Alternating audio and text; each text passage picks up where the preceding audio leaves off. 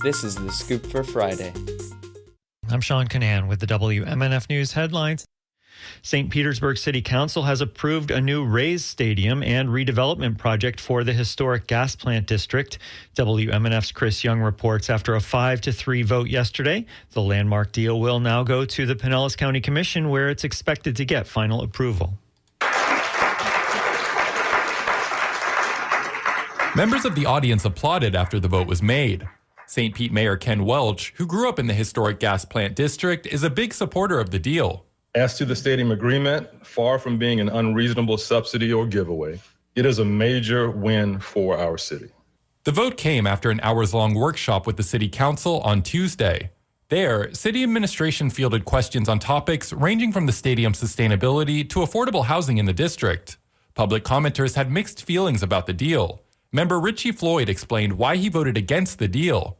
Hundreds of millions of dollars for a stadium is not in the public's interest. And every community benefit in this agreement is a literal crumb compared to the money that we are spending on the stadium. But City Council Chair Deborah Fig Sanders says she supports the deal, but still wants there to be oversight. And I'm still going to hold us accountable on the city level to ensure that this is going to be one of the greatest deals that the city of St. Petersburg has ever seen come to fruition. The Pinellas County Commission is scheduled to vote July 30th. Chris Young, WMNF News. The Hillsborough County Canvassing Board held its first meeting yesterday for the 2024 primary election, which is on August 20th. A public logic and accuracy test was conducted on the voting equipment that the county is using. Supervisor of Elections Craig Latimer says state law requires an accuracy test for every election in every county. During this test, we will run test sticks through some of our tabulation equipment to confirm the machines were reading every position on the ballot and tabulating accurately. Latimer says all the equipment is tested beforehand as well. Election officials say yesterday's test confirmed the scanners are reading every position on the ballot and counting votes accurately. Now that the test is complete, the equipment is sealed and will be kept under camera surveillance until deployed to voting locations. One of the utility players on minor league baseball's Clearwater Threshers team is retiring tonight, but WMNF's Leah Burdick tells us this teammate has 4 paws and a whole lot of fur. Layla is a white Labrador retriever and is still curious at 13 years old. She has been a part of the Threshers for the past 6 years. Her owner, Andrew Davis, says he is thankful for the time they have spent with them and hopes her legacy carries on.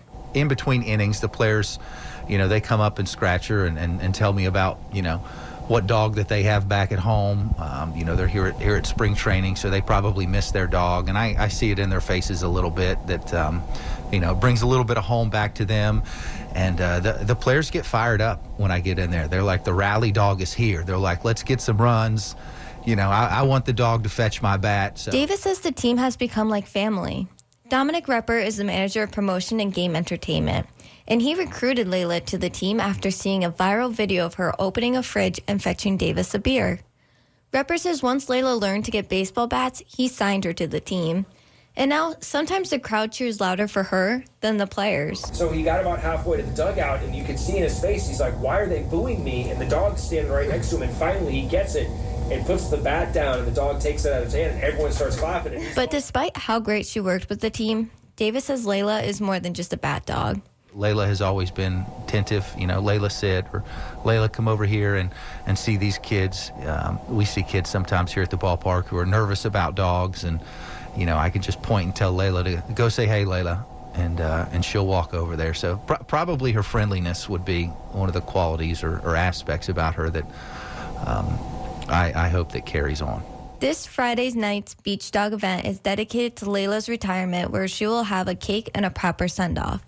He says it's a day of celebration, even though the team and staff are emotional about her leaving. But Davis says they will keep coming to the games, even if Layla doesn't have to work. Speak. Leah Burdick, WMNF News in Clearwater. Traffic is heavy on I-4 westbound approaching downtown Tampa. It will be dangerously hot today with thunderstorms developing this afternoon. Highs will be in the low 90s. There's a chance of thunderstorms this evening with overnight lows in the mid-70s, and it will be dangerously hot again with afternoon showers or thunderstorms tomorrow.